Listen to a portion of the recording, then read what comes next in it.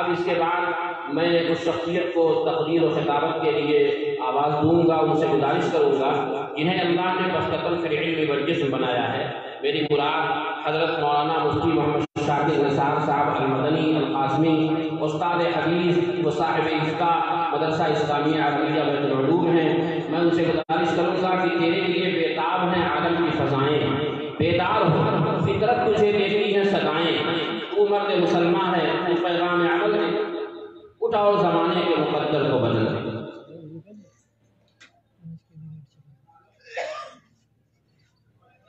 یہ 500 روپے حضرت کے انعام ہے اور یہ حافظ صاحب کی طرف سے۔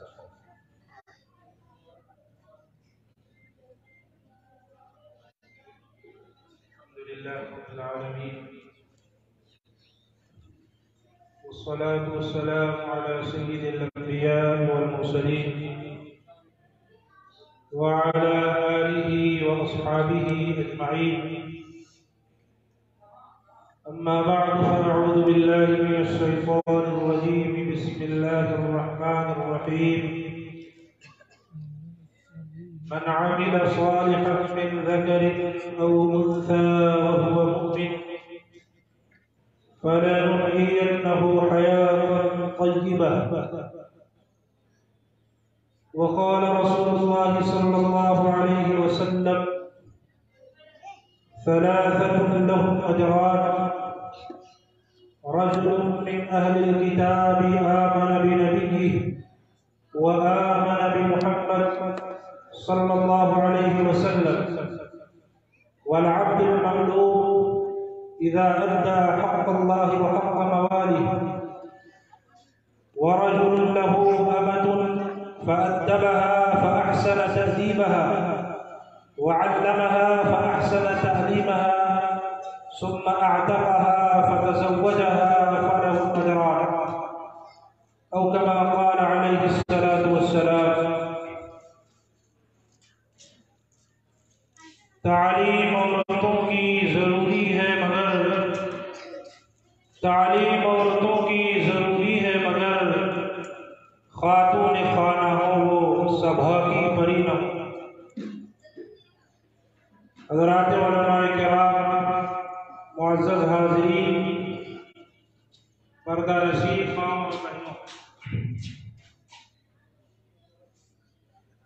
وقت بہت کم ہے،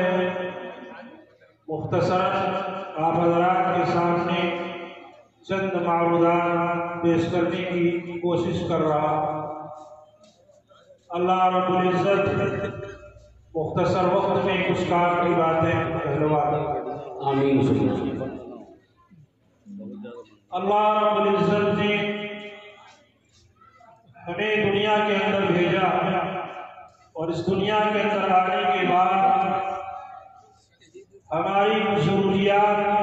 ایسی ہیں جن کا تعلق دنیا سے، اور کچھ ضروریات ایسی ہیں جن کا تعلق آخرت سے۔ ہماری دنیاوی ضروریات کی آخری منزل قبر ہے۔ جس وقت ہماری سانس بند ہو جائے، ہماری دنیاوی ضرورتیں ختم ہو جائیں، اور اس کے بعد سے آخرت کی منزل شروع ہوگی جو ہمیشہ ہمیشہ کی ہے اور کبھی ختم ہونے والی نہیں۔ اس دنیا کے اندر رہتے ہوئے جس طرح ہمیں اپنی دنیاوی ضرورتوں کو بھی پورا کرنا ہے، اسی طرح سے ہمیں اپنی اصل ضرورت آخرت کو بھی مد نظر رکھنا ہے۔ حدیث پاک میں اندر ارشاد فرمایا گیا، الکیس من دان نفسہ وعمل لما بعد الموت۔ سمجھدار وہ ہے جو دنیا میں رہتے ہوئے آخرت کی تیاری کرے، جو مرنے کے بعد شروع ہونے والی زندگی ہے اس کو ہمیشہ اپنے سامنے رکھے۔ آنے والی زندگی کے لیے ہمیں کیا کرنا ہے، اس کے لیے بنیادی طور پر ہمارے پاس علم ہونا چاہیے۔ اسی وجہ سے اللہ رب العزت نے جب حضرت آدم علیہ السلام کو پیدا فرمایا اور فرشتوں سے سوال جواب ہوا، اس کے اندر اللہ رب العزت نے برتری علم کے ذریعے ثابت فرمائی۔ وَعَلَّمَ آدَمَ الْأَسْمَاءَ كُلَّهَا، اللہ تعالیٰ نے حضرت آدم علیہ السلام کو دنیا میں پیش آنے والی چیزوں کا علم عطا فرمایا، اور اس کے ذریعے فرشتوں پر حضرت آدم علیہ السلام کی افضلیت اور برتری کو اللہ رب العزت نے ثابت کیا، اور فرشتوں کو حضرت آدم علیہ السلام کے سامنے سجدہ کرنے کا حکم دیا۔ اسی طرح سے جناب نبی کریم صلی اللہ علیہ وسلم کی جب بعثت کا وقت ہوا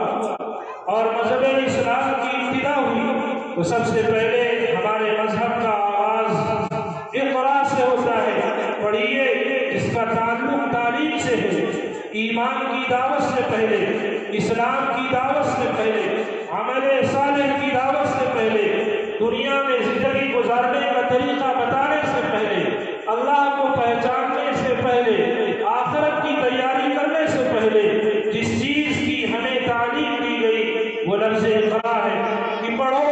اس کے بغیر اللہ کی معرفت حاصل نہیں ہو سکتی، اس کے بغیر آخرت کی تیاری نہیں ہو سکتی، اس کے بغیر انسان اچھائی اور برائی کے اندر تمیز نہیں کر سکتا۔ اسی لیے جناب نبی کریم صلی اللہ علیہ وسلم کو اللہ رب العزت کی طرف سے جب یہ حکم دیا گیا تو اللہ کے رسول صلی اللہ علیہ وسلم نے مکے کے اندر دار ارقم کے اندر یہ سلسلہ شروع فرمایا، اور جب آپ جناب نبی کریم صلی اللہ علیہ وسلم کی طرف فرما کر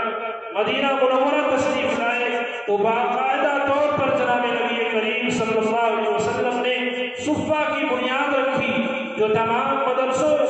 کا روحانی باپ ہے، تمام مدرسوں کا روحانی سلسلہ جا کر صفہ سے ملتا ہے، جس کے معلم رسول اللہ ہے، جہاں پڑھا جانے والا نصاب کتاب اللہ ہے، اور جو پڑھنے والے طلبہ ہیں صحابہ کرام، جن کو اللہ رب العزت نے قرآن میں مختلف القاب سے نوازا ہے۔ ایک جگہ اللہ رب العزت نے صحابہ کرام کو اولئک حزب اللہ سے نوازا، یہ اللہ کی جماعت ہے۔ جہاں صحابہ کرام پڑھ رہے ہیں وہ مسجد نبوی ہے جسے اللہ کا گھر کہا جاتا ہے، بیت اللہ ہے، مدرسہ بیت اللہ ہے، استاد رسول اللہ ہے، نصاب کتاب اللہ ہے، اور طلبہ حزب اللہ ہے۔ اللہ کی نسبت کے ساتھ یہ سلسلہ شروع ہوتا ہے، اور جناب نبی کریم صلی اللہ علیہ وسلم نے یہ سلسلہ شروع فرما کر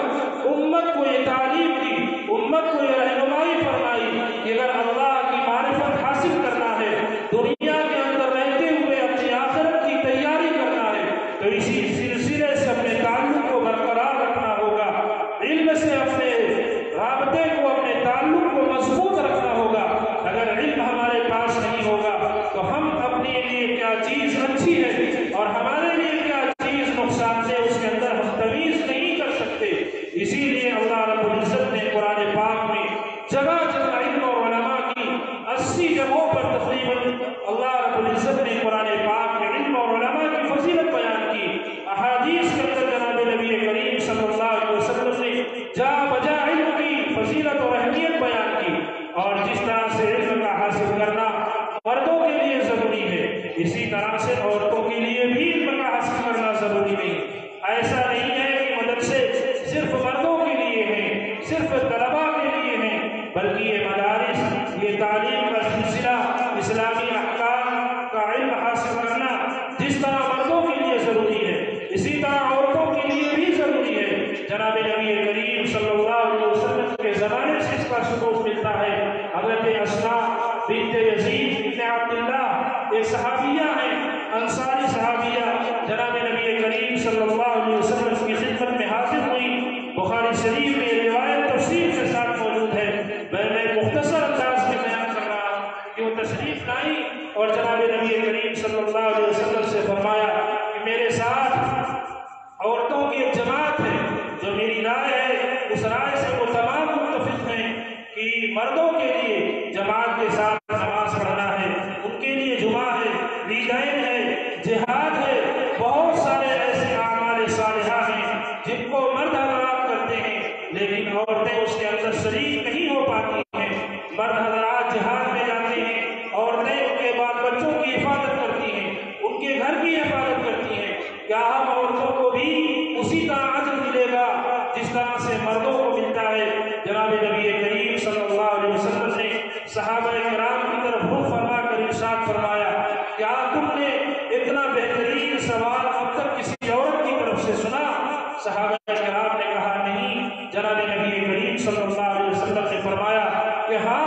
جس طرح سے مردوں کو جہاد کا ثواب ملتا ہے، جس طرح سے مردوں کو جمعہ کا ثواب ملتا ہے، ان چیزوں میں اگر عورتیں شریک نہیں ہو پاتی ہیں تو ان کو اس کا ثواب ملے گا۔ اس کے بعد حضرت اسماء نے کہا کہ اللہ کے رسول، ہماری یہ خواہش ہے کہ ہفتے کے اندر ایک دن آپ ایسا مقرر فرمائیں جس کے اندر آپ صرف عورتوں کو خطاب کریں، عورتوں کو اسلامی احکامات کی، اسلامی تعلیمات کی ہمیں آگاہ فرمائیں۔ جناب نبی کریم صلی اللہ علیہ وسلم نے وعدہ فرمایا اور ہفتہ کا ایک دن عورتوں کے لیے خاص فرمایا، جس کے اندر جناب نبی کریم صلی اللہ علیہ وسلم عورتوں کو اسلام کے بارے میں بنیادی باتیں بیان فرمایا کرتے تھے۔ اسی طرح سے حضرت شفا ایک صحابیہ جو لکھنا پڑھنا جانتی تھی، جناب نبی کریم صلی اللہ علیہ وسلم نے اسے فرمایا کہ ام المؤمنین حفصہ کو بھی لکھنا پڑھنا سکھاؤ۔ حضرت عائشہ رضی اللہ تعالیٰ عنہ سے دین کے جتنے مسائل منقول ہیں اتنا کسی اور سے منقول نہیں۔ یہ تمام چیزیں اس بات کا ثبوت ہیں کہ جس طرح سے مردوں کو علم کے میدان میں آگے آنے کی اجازت ہے، اسی طرح سے جناب نبی کریم صلی اللہ علیہ وسلم کے زمانے سے عورتوں کو صرف علم حاصل کرنے کی اجازت ہی نہیں دی گئی بلکہ تاکید کی گئی، ان کی حوصلہ افزائی کی گئی۔ جناب نبی کریم صلی اللہ علیہ وسلم نے صحابہ کرام سے فرمایا، علموا نساءکم سورۃ البقرہ، اپنی عورتوں کو سورہ بقرہ سکھاؤ۔ حضرت عمر فاروق رضی اللہ تعالیٰ عنہ نے اپنے زمانے میں اپنے عمراء کو اور عمان کو خط لکھ کر تاکیدی حکم فرمایا، علموا نساءکم سورۃ النور، اپنی عورتوں کو سورہ نور سکھاؤ۔ یہ تمام باتیں اس بات کی دلیل ہیں کہ عورتوں کو اس میدان میں آگے بڑھانا چاہیے۔ تابعین کے زمانے میں بھی اس کا ثبوت ملتا ہے، اور جناب نبی کریم صلی اللہ علیہ وسلم کے زمانے سے لے کر آج تک یہ ثبوت موجود ہے۔ محدثات کے اوپر پوری کتابیں لکھی گئی ہیں۔ مولانا ڈاکٹر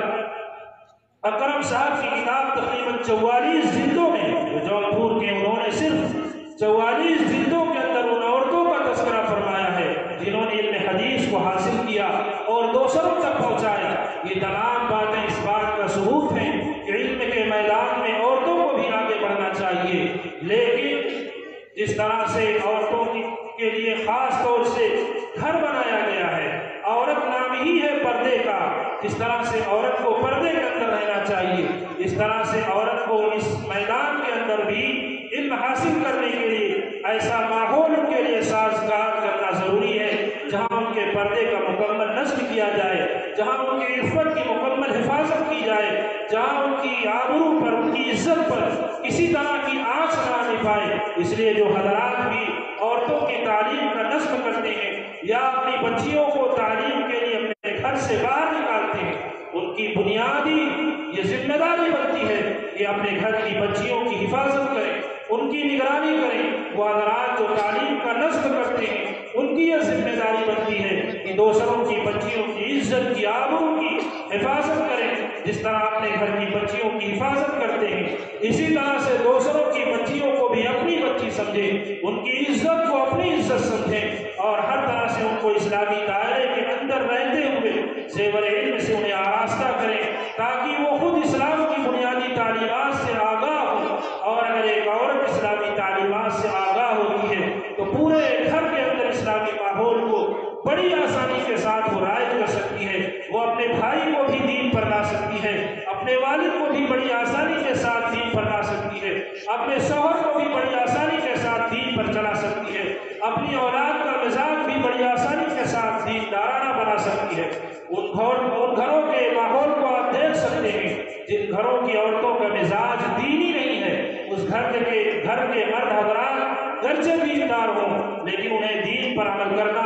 گھر کے اندر دین کو زندہ کرنا ان کے لیے بڑا مشکل ہوتا ہے۔ شادی بیاہ کے موقع پر اور دیگر رسم و رواج کے موقع پر وہ چاہ کر بھی ان چیزوں کو ختم نہیں کر پاتے، لیکن جن گھر کی عورتوں کا مزاج دینی ہوتا ہے اس گھر کے اندر بڑی آسانی کے ساتھ دین بڑھتا ہے، دین بڑھتا ہے، پھلتا ہے، پھولتا ہے، اس گھر کے بچے دینی ماحول کے اندر پلتے ہیں، اس گھر سے دین دوسرے گھروں تک پہنچتا ہے اور دین کی تبلیغ اور نشر و اشاعت ہوتی ہے۔ اس لیے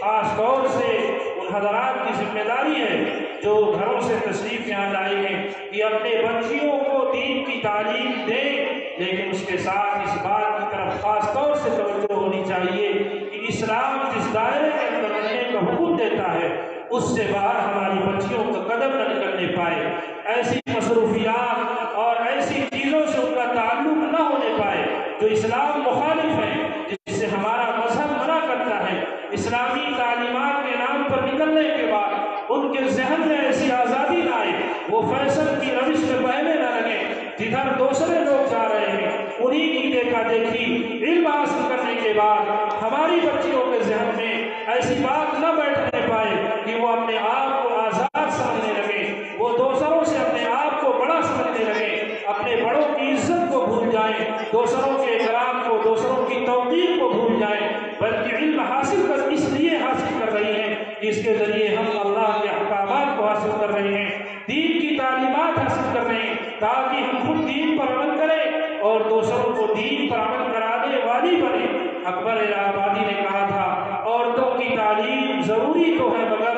یعنی عورتوں کو تعلیم تو حاصل کرنا ضروری ہے، لیکن خاتون خانہ ہو، گھر میں رہ کر وہ دین پر عمل کریں، دوسروں کو عمل کرائیں، سبھا کی پری نہ ہو، علم حاصل کرنے کے بعد وہ آزاد نہ ہو جائیں، وہ جلسے جلوس کی زینت نہ بن جائیں، بلکہ اسلامی دائرے کے اندر رہتے ہوئے اپنی ذمہ داریوں کو سمجھیں اور دین کی نشر و اشاعت میں اپنا حصہ لیں۔ اللہ رب العزت پہلے سننے سے زیادہ عمل کی توفیق پر حمد فرمائے۔ وآخر دعوانا ان الحمد للہ رب العالمین۔ الحمدللہ حضرت مفتی صاحب کی انتہائی قیمتی باتیں ہمارے اور آپ کے لیے